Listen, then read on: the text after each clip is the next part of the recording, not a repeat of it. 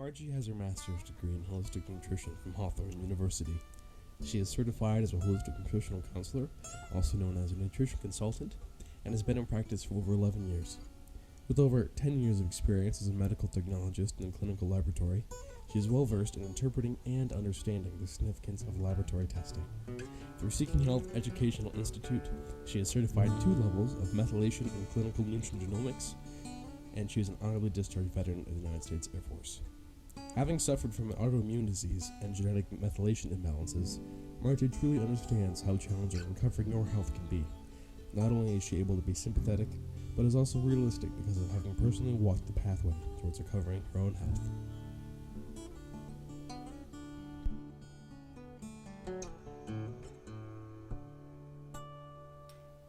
So the objectives for the wholesome nutritional gluten-free diet for dummies include learning about which grains contain gluten, which grains do not contain gluten.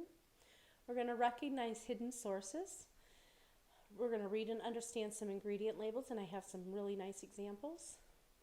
We're going to learn how to choose a wholesome, nutritious, gluten-free diet. So the sources of gluten, the grains that contain gluten are wheat, spelt, barley, rye, kamut, triticale, semolina, couscous, durum, and flour. And you may be thinking flour, but it can be listed as an ingredient, and if it just says flour, more than likely it is from wheat. Oats are okay if they are from a dedicated gluten-free kitchen or processing equipment. It needs to actually say gluten-free on them. While oats inherently do not have gluten in them, if they have processing equipment or harvesting equipment that was contaminated with gluten from other grains, then they're going to be contaminated and have gluten in them. In the United States, below 20 parts per million is considered gluten-free. So some typical glutinous foods would be breads, rolls, pastries, donuts, pizza, pasta such as noodles, spaghetti, manicotti, lasagna noodles. Imitation crab meat has gluten in it. Cookies, crackers, chips, mixed nut snacks, and while nuts and potato chips may not have gluten in them, it's what's been added to them, and that's where it becomes so important to read your ingredient label. Cereals, crackers, or cakes, muffins, and brownies can all have gluten in them. Beer and hard liquor, with the exception of vodka, also contain gluten. The exception to the vodka is, and I will get into greater detail on that, I have a whole slide on adult beverages without gluten. So some gluten-free alternatives. So first I'm going to talk about gluten-free grains, and I'm being very specific about the grains. So amaranth, quinoa, buckwheat, millet, teff, rice, sorghum, all are gluten-free grains. And corn and soy are also gluten-free grains, but we want to limit those in the diet. Now these grains can all be turned into flour or eaten as a whole grain. When we use the gluten-free grains, they require a binding agent. If you listen to our last webinar, you realize that gluten is very sticky. It has something in it called gliadin, and that's what binds it together and holds it together. And if you don't have a binding agent with the gluten-free grains, then it won't stick together. It'll have a weird texture. It'll fall apart. So some of those binding agents, or the most common ones, is the most common one is xanthan gum. But then there's methyl cellulose, guar gum, gelatin, or agar-agar. So we also have alternative grains or flours. So these are not from grains, but from other types of starches and flours. So think of navy beans, garbanzo, fava, or other beans. Arrowroot, tapioca, or cassava. Cassava is a root that tapioca is made from, but we're finding more and more gluten-free options made from cassava. Potato and sweet potato or yam. In this context, I'm going to lump yam and sweet potato together because they are very similar, even though some people would argue the differences between them. Lentils and peas, nut flours such as almond, hazelnut, pecans, hemp seeds, coconut, yucca, and taro root. And then we also have plantain and green banana flour. Now, these alternative grains or starches do not require the binding agents as I listed before, but are also gluten-free. And oftentimes, these are the starches that are considered paleo. And while that's a different topic, that's the difference between the alternative starches, flours, as compared to the grains. So next I'm going to talk about those gluten-free adult beverages. We have rum, which is made from cane sugar. There's tequila made from agave cactus. We have top shelf vodka. So even though vodka may be made from wheat, because of the distillation process, it doesn't have gluten in it. It's when the additives are added in, like if there's flavors or coloring, that gluten can be added in. And that's true for the tequila or the rum. And that's one of the reasons, if you're on a gluten-free diet, it's important that you drink the better quality adult beverages. Wine, port, or sherry, which are made from grapes, are also gluten-free. Hard apple ciders, which are made from apples. When having a hard apple cider, make sure that it's truly made from apples and not corn or wheat, because it could be a problem for somebody who's gluten-free. Clear moonshine, again, because it's been distilled, is considered gluten-free as long as it's clear and doesn't have additives or flavors in it. Gin, it's distilled but it's flavored with juniper berries, is also gluten-free. Sambuca, DiSorno, and Jägermeister are liqueurs, and I'm specifically listing the brands because these are the higher quality liqueurs and are gluten-free. If you get, for instance, an amaretto that's of a lesser quality, it may have gluten in it, like a caramel color or something. Next, let's talk about hidden sources. So all of these foods and personal care products in this picture have gluten in them. So we think of Pringles as being potato chips, but in actuality, they have wheat starch in them. Many of your canned soups, not just the Campbell soups, have wheat in them. It's used as an emulsifier or thickener. Same with the condiments. Things like ketchups and barbecue sauces can have gluten. We have to read those ingredient labels to see. McDonald's French fries, they used to be considered gluten-free and were actually listed on the celiac websites as being gluten-free. But when they switched from using the tallow to the soybean oil, McDonald's started coating their French fries with a wheat flour to make them crispier, and so they are no longer gluten-free. Many of your gravy or seasoning packets have gluten in them from the wheat. While dairy or ice cream does not always have gluten in it, because this one has the cookies added into it, it is now has the gluten in it, which is a problem. Many of your dressings have gluten in them as an emulsifier from the wheat starch. The Thai kitchens is a problem because it has soy sauce in it, and even though this is mostly made from rice, because of the added soy sauce, now it has gluten. Many of your lip balms or hair care products can have gluten in them as wheat germ oil, so it can be a problem. So, modified food starch, if it's not listed, the source is more than likely from wheat, or we would assume that it would be. Wheat germ and wheat germ oil, we oftentimes find that in our personal care products like the hairspray, the shampoo, the cream rinses, the body lotions, lip ointments and stuff of that nature, that we can have a problem with the gluten. If you put it on your skin, you can absorb it and have a reaction to it. Malt and malt vinegar are made typically from barley, and barley is one of those grains that I listed as having gluten in it. Bulgur, groats, and bran, if you don't know the source, typically come from wheat or one of the glutinous grains. Same with the matzah. Powdered sugar is one of those interesting things because even if you were to read the label and it were to say cane sugar and corn in it, because there's such a small amount of the corn, manufacturers can actually flip back and forth between wheat and corn and not change the label on that product. And so if you get powdered sugar and it says corn, potentially it could still have gluten in it from the wheat.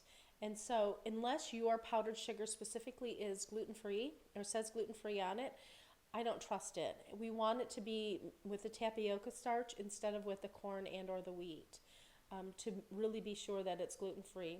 Wholesome Sweetener has a really nice powdered sugar. It is also organic. That works great.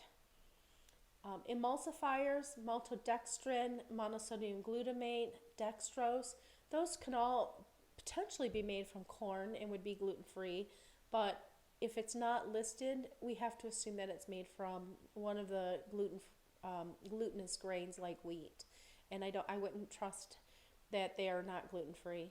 Bakers use a nutritional yeast. Oftentimes wheat is added to those to keep them from sticking together, and so you have to read the label to make sure that there's none been added. Hydrolyzed wheat or hydrolyzed vegetable protein can be from soy, but it can also be from wheat. So if it's not listed as to what's in it, it can be a problem. Soy sauce, as we talked about earlier, has wheat in it, and then you have to really pay attention to coatings and find out what the source is from them. Next, I'm going to talk about hidden places for gluten. So hair care products like shampoos, conditioners, and hairspray can all have gluten in them. And if you inhale, like if you go into a hair salon and they're using these products that contain gluten and you're very sensitive, just like I am, you can have a reaction to these products if they're being used because they're in the air, and when you breathe them then you can have a reaction. Lip balms and lipsticks can have gluten in them. Makeup is another common source that you don't even think about. Stamps and envelopes, I don't mean the self-sticking ones, but the ones that have to be licked can have gluten in them and oftentimes do. Medications and supplements, this is where you have to be very careful, especially with prescription medication. Soaps, lotions, boo-boo ointments, all potential places for gluten to be hidden. So some other considerations. So think of cross-contamination. So if you go to a pizza place and they have a gluten-free pizza, but they're making regular pizza also, unless that kitchen is super careful about not contaminating your pizza, more than likely you're going to get some cross-contamination of gluten on your pizza, and that's going to be a problem. And so I highly recommend avoiding places like that. It may say that it may have originally been made from a gluten-free flours, but the chances of cross-contamination are great. Shared harvesting and processing equipment. I touched on this earlier a little bit when I was talking about the oats. It depends on who the manufacturer is. If it's not certified gluten-free, I just don't trust those products. Bob's Red Mill has done a very good job of having a dedicated processing and harvesting equipment, and they actually have gluten-free logo on their products. A non-dedicated kitchen, as I mentioned earlier with the pizza, can be a problem for people, especially if they don't have good hygiene in between gluten-free and glutinous foods. I always looked at the manufacturer. You know, who is that manufacturer and what are their philosophies? Is their philosophy one of the conglomerates where they're just trying to make the most amount of money? Or is it somebody who really cares about their products? For instance, Namaste. They have a great philosophy about their products. Not only are they gluten-free, but they're free from many common allergies. And their bottom line is not just how much money they can make, but how high of a quality of product they can make. If you're not sure, go to the manufacturer website, and when in doubt, contact the manufacturer and ask questions. Let's next practice reading some labels. So here's the soy sauce, and we can see here soy sauce, water, wheat, soybeans, and salt. So this is going to be a problem for somebody on a gluten-free diet. An alternative is the tamari sauce, and we can see here with the tamari, it's water, organic soybeans, salt, organic alcohol. This says gluten-free on the label, and tamari sauce is like the top shelf of soy sauces. It works, equal 1-for-1, and it tastes fantastic, and C&J just has a really nice product. I have a lot of nice things to say about their products. The next one is the malt vinegar. You can see it's made with barley, which is one of the grains that has gluten in it, and so this would be a problem. It's interesting because they don't have barley on the front of this, but they have gluten or wheat on the front of this. Both of them have gluten in them. A nice alternative to the barley malt or barley vinegar, is Rice vinegar. Barley vinegar is a little sweet tasting, and the rice vinegar would be a good substitution. We can see here, um, and it is rice vinegar, salt, and sugar and salt, and it says right on it that it's gluten free.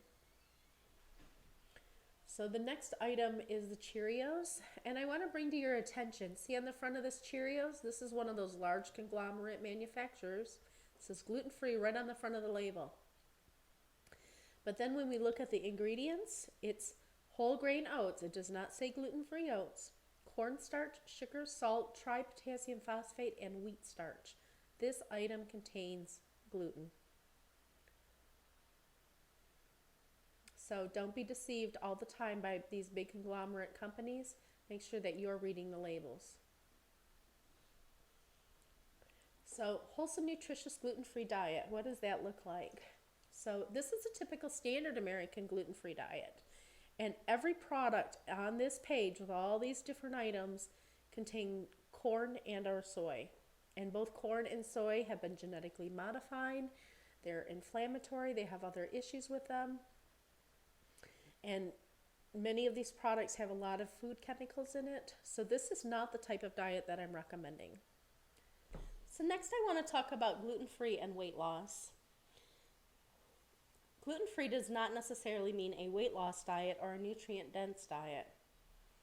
Consuming gluten-free grains, especially from corn, white rice flour, and processed foods with added sugar, have a high glycemic index. High glycemic index equals weight gain. High glycemic means that when you eat these foods, they get into the bloodstream quickly, lead to elevated blood sugar levels, and that's what causes the weight gain. When we consume foods that have a high glycemic index, it also leads to inflammation. And as we talked about in the last webinar, inflammation leads to chronic illness. Gluten intolerance is a malabsorption issue. Sometimes when we start to take the gluten out of the diet and we start to heal that digestive tract, we may end up gaining weight in the beginning as our body heals and repairs itself. So, why are we limiting corn and soy in the diet? Well, corn and soy are mainly from genetically modified crops and heavily sprayed with Roundup here in the United States. Corn is very inflammatory. It's manufactured into several food chemicals and hidden in many places. Food, medications, and supplements are very common, are commonly contaminated with food chemicals made from corn. Corn is low in tryptophan, which can lead to depression and affect sleep. Tryptophan is what helps the body to build serotonin and melatonin. Soy is high in plant estrogens and antitrypsin. So trypsin is a digestive enzyme that our pancreas produces to help us to break down protein. Antitrypsin breaks down or denatures the trypsin so that it can't help us to break down protein, and so we can end up with a protein deficiency by eating too much soy.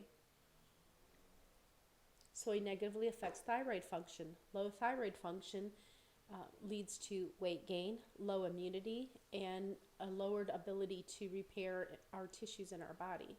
Hence, people who end up losing hair or having thinning of eyebrows. So this is what a nourishing whole foods diet should look like. We want to include in that diet plenty of vegetables. Half your plate should be vegetables. High quality animal proteins, grass-fed meats and eggs, wild-caught fish and seafood. High quality fat such as coconut oil, olive oil, avocado oil, palm shortening, lard, tallow, and animal drippings. So if you, for instance, roast a chicken and you have all those wonderful pan drippings, enjoy those. Put them on top of your vegetables or into your potatoes. They're very good for you and nourishing. Nuts and seeds, especially if they're not contaminated with gluten. Naturally fermented foods like the sauerkraut. Homemade bone broth and collagen powders. These are great sources of amino acids which create proteins in the body. They're easy to absorb. They're needed for tissue repair. They're just very good for repairing tissues in the body. Unrefined sea salt like the Himalayan, the Celtic, or the real sea salt.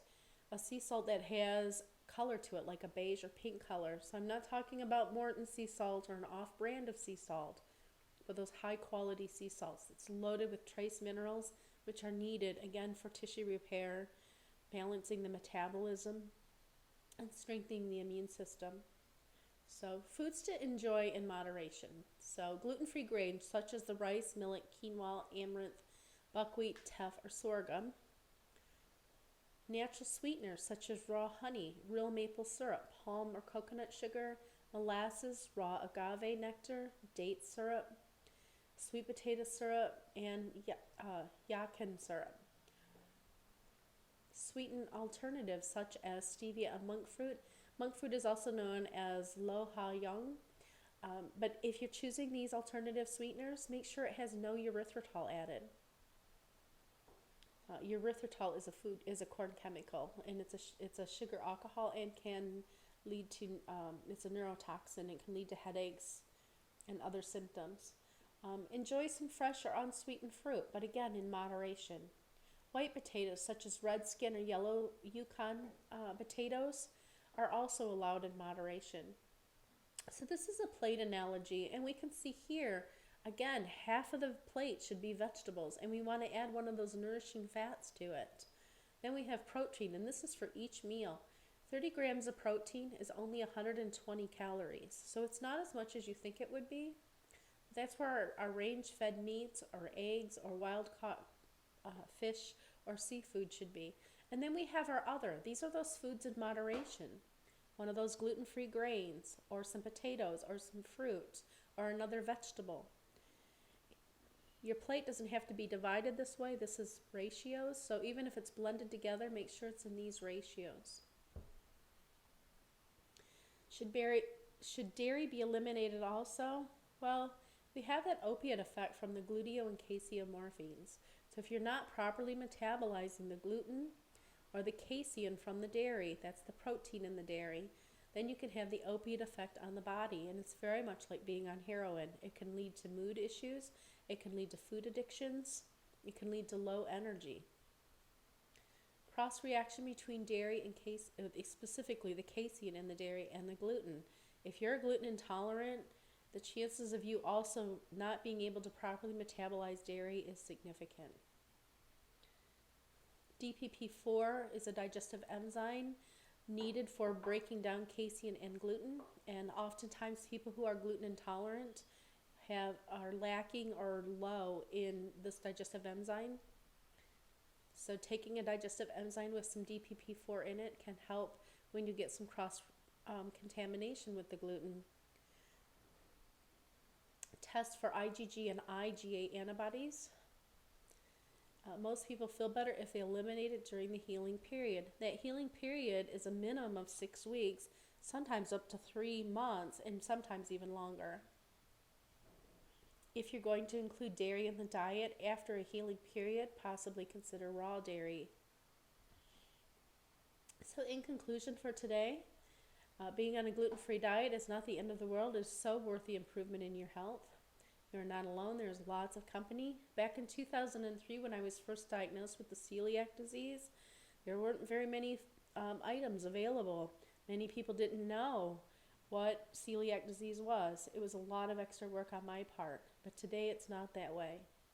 There's so many tasty gluten-free foods available, and even many restaurants offer gluten-free options.